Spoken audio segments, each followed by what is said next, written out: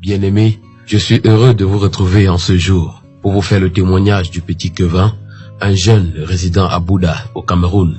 Un jeune qui a été amené à visiter le ciel et l'enfer. Que toute la gloire soit rendue à Jésus-Christ pour ce témoignage.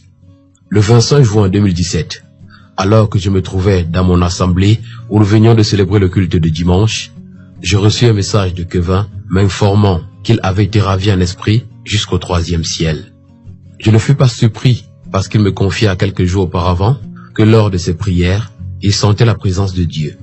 Cette présence se manifestait par une lumière blanche qui devenait de plus en plus intense au fur et à mesure qu'il persévérait dans la prière et le jeûne.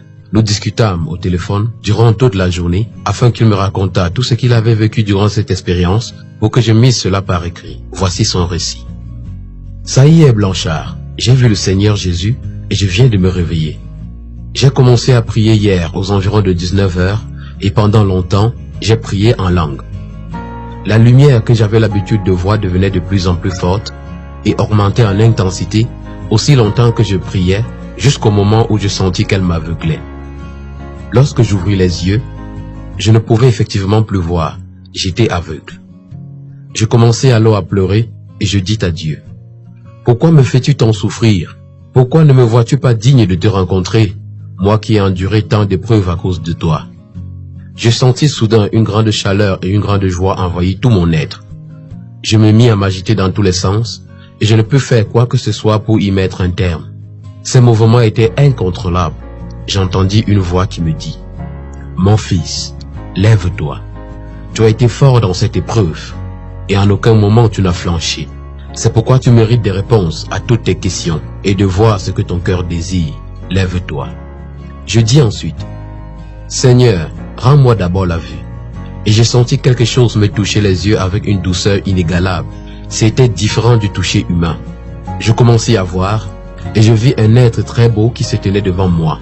Je pouvais le voir, non comme dans les songes ou les visions, mais face à face. Je tombai et je dis « Seigneur, merci de m'avoir exaucé. » Et il répondit « Ce n'est pas moi le Seigneur, mais je suis l'ange qu'il a envoyé afin de te conduire à lui. Il a vu les désirs de ton cœur et il a répondu à ton appel. Il veut te confier un message à adresser au monde afin de rassembler le troupeau perdu des extrémités de la terre. » Et je dis par la suite, je suis rempli de joie et d'allégresse parce que le Seigneur s'est souvenu de moi. Il s'est souvenu de son serviteur et il a exaucé. Quand bien même je disais ces choses, elles ne venaient pas de moi, mais de l'Esprit de Dieu en moi. L'ange me tint ensuite la main et je me sentis me séparer de mon corps physique. Nous nous élevâmes vers le ciel et je pouvais voir mon corps physique couché au lit. Il me dit, « Viens et entre dans la gloire du Père. » Nous arrivâmes devant un portail et je vis 2 anges qui gardaient l'entrée. Ils étaient plus grands que celui avec qui j'étais et l'un d'eux tenait un livre. L'ange qui m'escortait dit à l'autre, « Ne regarde pas son nom dans le livre, car il n'a pas encore rendu l'âme, mais laisse-nous entrer, le Seigneur nous attend. » Tous deux ouvrirent le portail et nous entrâmes. Lorsque nous fûmes entrés, ce que je vis est indescriptible. Je peux tout simplement dire que c'était très beau, magnifique, extraordinaire et tout était en or là-bas. Les routes étaient en or, les maisons, aussi en or, de belles architectures et de couleurs scintillantes étaient parfaites. Tout est parfait au ciel. Ces maisons étaient cependant fermées et sans occupants, autant je pensais que je verrais ceux qui étaient déjà allés au ciel. Lorsque je marchais, ce n'était pas de la même façon que sur terre, mais c'était comme si des roulettes me faisaient avancer. Quand je marchais environ 200 mètres, je vis une grande lumière qui m'éblouissait les yeux et je dis à l'ange, « Pourquoi cette lumière nous barre-t-elle le passage et où sommes-nous » Il me répondit, « Nous sommes dans la salle du trône et cette lumière c'est le reflet de la gloire de Dieu. » Je dis, « Que dois-je faire pour qu'elle parte ?» Il me répondit, « Fais ce que tu vois faire autour de toi. » Je regardai autour de moi et je vis 24 vieillards, sûrement ceux que mentionne l'Apocalypse. Je vis aussi, couchés, des personnes qui portaient de grandes robes d'un blanc étincelant et une ceinture d'or autour de la taille. Ils avaient enlevé leurs couronnes et les avaient déposées devant le trône. Leurs mains étaient tendues vers le trône et ils adoraient celui qui y était assis. Alors, je me couchai et je me mis à adorer comme eux. Je me retrouvais subitement dans la grande chorale du ciel et j'eus l'impression qu'au-dedans de moi se trouvait un orchestre de musique. Des mélodies célestes sortaient de moi et montaient devant le trône. Cette adoration m'est longue et je ne voulais plus qu'elle se terminât. C'était une adoration vivante que je n'avais expérimentée auparavant. Lorsque l'adoration se termina, j'ouvris les yeux et je n'étais plus au même endroit. Je me trouvais à présent dans la même position, mais cependant, à la droite du grand trône blanc, et malgré tous mes efforts, je ne pus voir celui qui était assis sur le trône, car il brillait tel le soleil en plein midi en zone équatoriale. À côté, se trouvait une autre lumière, et l'ange me demanda d'aller vers elle. Lorsque j'avançai, j'entendis une voix m'appeler. « Kevin, Kevin !»« Oui, Seigneur, dis-je. » Et la voix reprit. « Je suis le Seigneur Jésus-Christ que tu as demandé. Retourne-toi et regarde. » Je vis le Seigneur placé devant moi, plus vivant que dans mes visions, et je tombai à ses pieds en disant, « Merci Seigneur, car ma foi en toi est plus grande que jamais. Relève-toi et laisse-moi te montrer quelque chose, me dit-il, avant d'ajouter. Sais-tu pourquoi je t'ai montré les maisons qui sont ici? Je répondis, non Seigneur. Puis il reprit, toutes les maisons dans lesquelles les olives vont habiter sont déjà terminées. Je te l'ai montré afin que tu ailles leur dire que ma deuxième venue est plus imminente que jamais et mon église n'est pas encore prête. Je ne sais le jour où je reviendrai et personne ici ne le sait, sauf le Père que tu as vu assis sur le trône. Va leur dire de se préparer car si la trompette venait à sonner maintenant, seulement un petit pourcentage serait sauvé. Lorsqu'il eut dit cela, nous allâmes vers une sorte de cuve remplie d'eau et nous pouvions y voir une église dans laquelle se trouvaient de nombreux fidèles qui chantaient et louaient le Seigneur. Puis le Seigneur me dit, « Ceux que tu vois là ne me cherchent pas. Ils viennent dans cette église parce qu'ils cherchent ce que je donne, et je leur donne ce qu'ils me demandent. Mais beaucoup d'entre eux ne me connaissent pas. Faites attention. Je suis un Dieu généreux, et je donne à tout le monde sans distinction. Je donne aussi aux païens. Je fais lever mon soleil sur les justes et les injustes. Si vous aimez ces choses que je donne, c'est de l'idolâtrie. Vous devez n'aimer que moi et moi seul. Beaucoup d'enfants de Dieu dans le monde ont appris à aimer ces choses, et c'est la raison pour laquelle peu d'entre eux seront sauvés, et ma colère sur leur berger qui est responsable d'eux sera grande. Je dis, Seigneur, que demande-t-il? Et le Seigneur répondit, que vois-tu que les hommes désirent? Je repris, l'argent, le mariage, les enfants, les maisons, les voitures, les promotions sociales, le travail, le bonheur. Il me dit, tu as vu juste. Leur cœur est rempli de ces choses. Ils ont beau me chanter des louanges et m'adresser des complaintes. Moi, je suis loin d'eux. Ils m'honorent des lèvres, mais leur cœur est loin de moi. C'est leur berger qui leur enseigne à me repousser. Mais prenez garde à vous, vous qui accomplissez des miracles, vous qui prophétisez au milieu de mon peuple, et qui leur fermez l'accès au royaume. Si vous ne vous repentez pas de vos actes, je vous ferai périr par l'épée qui est dans ma bouche, et je vous jetterai dans les ténèbres du dehors, où il y aura des pleurs et des grincements de dents. Je fus très confus, et je me dis à moi-même, comment le Seigneur peut-il parler au-dedans d'une église sans être avec l'église? Et le Seigneur sut que j'étais confus et il me dit, ne sois pas confus, Kevin. Même s'ils font toutes ces choses, je n'ai point de part avec eux et je ne les connais pas. Regarde ce que Paul dit lorsqu'il exerçait son ministère. Il dit, je crains qu'après avoir prêché aux autres, moi-même je ne sois retenu. Bien qu'il prophétisait, il faisait de grands miracles. Le Seigneur ajouta, n'est-il pas écrit dans la Bible qu'au dernier jour, beaucoup me diront, nous avons prophétisé en ton nom, nous avons fait des miracles en ton nom, nous avons chassé les démons en ton nom. Moi je leur dirai, retirez-vous de moi, vous qui commettez l'iniquité. Ils font toutes ces choses et oublient l'essentiel. Ils ont laissé le chemin resserré qui mène à moi et ont choisi le large chemin qui mène à la perdition. Et le Seigneur me dit aussi, même l'église dans laquelle tu es périra. Je dis au Seigneur, comment est-ce possible? Et le Seigneur me répondit, regarde les gens de ton église et dis-moi ce que tu remarques. Du haut du ciel, je vous vis Blanchard, toi et les autres, en train de prier et de chanter, et je dis au Seigneur, Seigneur, je ne vois rien d'anormal, mis à part le fait qu'il t'adore. Et le Seigneur reprit, regarde encore et sois attentif. C'est alors que je vis les pensées de plusieurs personnes qui se trouvaient à l'assemblée. Leurs pensées étaient ailleurs, et ce qu'ils désiraient c'était avoir la guérison, renverser l'autel de Jézabel dans leur maison, dans leur famille, dans leur vie, dans leur mariage. N'est-il pas juste de combattre les démons? Pourquoi les en veux-tu? Demandai-je au Seigneur. Mais il me répondit en ces termes. Ils veulent détruire l'autel de Jézabel pour améliorer leur vie, leur mariage, leur famille, leur maison. Ils ne comprennent pas que je ne suis pas venu améliorer leur vie, mais que je suis venu leur donner l'accès au royaume des cieux. Ils ne cherchent pas le royaume des cieux, mais plutôt à améliorer leur vie sur terre. Ils ne désirent pas le royaume, mais ils désirent une vie épanouie, mais je vous le dis. Les véritables enfants de Dieu ne désirent pas ces choses. Ce sont les païens qui les recherchent. Les véritables enfants de Dieu désirent connaître leur Père et avoir son royaume. Je vous le dis, vous devez être différents des païens en toutes choses, pour être enfants de Dieu, même dans la manière de se vêtir. Or, regarde ceux de ton église.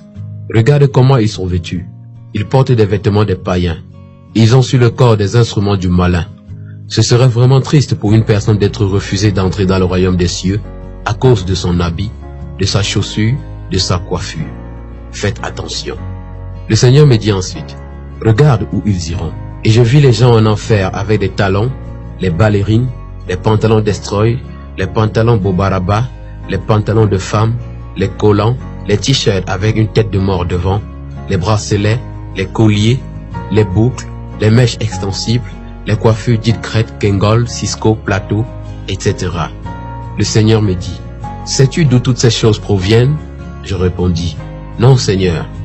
Et il répliqua, toutes ces choses proviennent du malin, et il les utilise pour séduire mon peuple. N'est-il pas écrit dans la Bible, les femmes ne doivent pas porter les vêtements d'hommes? Pourquoi ignorez-vous cette parole? Pourquoi vous occupez-vous de votre corps qui va retourner à la poussière, et négligez-vous votre âme qui périra pour toujours en enfer? Votre âme n'est-elle pas plus importante que votre corps? Beaucoup d'entre vous, en ces temps de la fin, ont l'intelligence voilée. Priez afin d'avoir le discernement. Aujourd'hui, mes serviteurs, au lieu de prêcher ces choses pour sauver les âmes, prêchent ce que les hommes aiment entendre. Je te le dis, ils auront leur récompense. Si vous prêchez ce que j'ai demandé, beaucoup quitteront vos églises et s'en iront. Mais aujourd'hui, vos églises sont remplies de païens. À quoi sert-il de gagner le monde et de perdre son âme? Retirez le moindre péché au milieu de vous, et séparez-vous de tout ce qui est impur, car seuls les saints hériteront du royaume des cieux. Ce que mes vrais serviteurs doivent prêcher aujourd'hui, c'est le péché et rien d'autre. Ils doivent centraliser leur évangile sur le péché, car les premières choses sont passées. Ils doivent se préparer pour le royaume qui vient en se détournant du péché. Vous devez être justifiés dans le moindre de vos actes. Le Père m'a envoyé dans le monde pour donner la vie au monde et annoncer le royaume des cieux, et j'ai aussi envoyé mes serviteurs faire l'œuvre que le Père m'a confiée. Mais, aujourd'hui, ils ne continuent plus mon œuvre. Je sais qu'ils peuvent encore changer. C'est pourquoi je t'envoie vers eux. Va leur donner mes avertissements. Dis-leur que tout est déjà prêt et que je viens déjà. Le Seigneur me dit encore, viens que je te montre autre chose. Le Seigneur dit, tout ce qui est extravagant est mal à porter. Le Seigneur ajouta, toute église qui n'a pas pour mission d'aller au ciel est une église païenne. Toute église qui ne prêche pas le royaume des cieux, qui ne se prépare pas à mon retour, est une église païenne. Sachez donc à présent dans quelle église vous êtes. Vous devez être saints, afin de refléter votre Père qui est saint. Vous devez être saints parmi les hommes, me dit-il. Le Seigneur ajouta encore, débarrassez-vous de l'idolâtrie de vos cœurs. Je suis un Dieu jaloux. S'il y a quelque chose qui dispute la place avec moi dans votre cœur, je serai le premier à partir. Je ne veux pas 90% de votre amour, ni même 99%. Mais je veux tout votre amour et toute votre affection. Beaucoup de chrétiens ne seront pas sauvés à cause de l'idolâtrie des cœurs. Le Seigneur me montra ensuite 5 serviteurs qui priaient et chantaient dans une église. Le premier dit, je déclare par le feu que tout esprit de pauvreté qui bloque mes affaires soit consumé au nom de Jésus. Le second priait ainsi, que tout autel de Jézabel qui a été placé dans mon foyer pour bloquer l'enfantement soit consumé par le feu au nom de Jésus. Le troisième disait ceci, je plonge toutes mes affaires, ma famille, mes enfants, ma santé dans le sang de Jésus, et que tout esprit démoniaque qui a pris place dans n'importe quel secteur que je viens de citer soit consumé par le feu au nom de Jésus. Le quatrième dit, je déclare que les plans diaboliques tissés par Satan, placés contre moi dans toutes choses que je vais entreprendre, soient détruits au nom de Jésus. Voici la prière du cinquième. Seigneur, donne-moi la richesse et détruis tout esprit de pauvreté dans mon travail, parce que l'or et l'argent t'appartiennent, et parce que, Seigneur, lorsque je donne mon offrande, je donne toujours plus que je n'en ai, et je paye toujours mes dîmes. Le Seigneur me demanda, Kevin, lequel de ces serviteurs penses-tu avoir fait une bonne prière? Et je répondis, je pense, Seigneur, que le quatrième a bien prié. Mais le Seigneur me dit, en vérité, je te le dis, aucun d'eux ne m'a adressé une bonne prière. Je repris, mais Seigneur, où est le problème dans sa prière? Il veut juste que ses entreprises marchent. Et le Seigneur d'ajouter, si tout ce qu'il entreprend n'est pas pour me servir, c'est de l'idolâtrie. Le cinquième me demande de l'argent. Mais si cet argent n'est pas pour être mis à mon service, mais plutôt pour remplir son ventre, c'est de l'idolâtrie. Le premier veut que je détruise tout esprit de pauvreté dans ses affaires, mais si ces affaires qu'il mène ne sont pas pour mon service, c'est de l'idolâtrie. Le second voudrait avoir des enfants, mais si ces enfants naissent, non pas pour mon service, mais plutôt pour servir le monde, ils sont des idoles aux yeux de leurs parents. Le troisième me demande de protéger ses affaires, sa famille, ses enfants, sa santé. Il me le demande parce que tout ceci a une grande place dans son cœur et il y porte un intérêt. C'est de l'idolâtrie. Si tous s'asseyaient et me demandaient toutes ces choses, non pas pour eux, mais pour moi, ils ne me demanderaient pas autant de choses. C'est pourquoi vous ne devez pas travailler pour vous. Ne recherchez pas ces choses qui périssent, mais recherchez ce qui perdure pour toujours. Les miracles que vous demandez passeront. Les prophéties que vous cherchez finiront. Les démons que vous chassez finiront. Les enfants que vous demandez périront. Le mariage que vous demandez passera. Vos corps que vous entretenez périront. Mais la foi, la charité, l'amour, la parole de Dieu, la persévérance ne périront jamais. Si vous vous attardez encore sur ces choses qui périssent, vous êtes encore charnel, car l'homme spirituel ne s'attarde que sur ce qui est spirituel, et ce qui est spirituel est éternel. Le Seigneur me dit par la suite, va rassembler le troupeau perdu des extrémités de la terre. Va et retrouve les tiens. Recommence à te nourrir, et je te révélerai d'autres choses lorsque le moment viendra. L'ange qui m'escortait tint ma main, et je me retrouvai dans ma chambre, couché. L'expérience que je vécus dura 15 heures de temps, de 20h le 24 juin à 11h40 le 25 juin.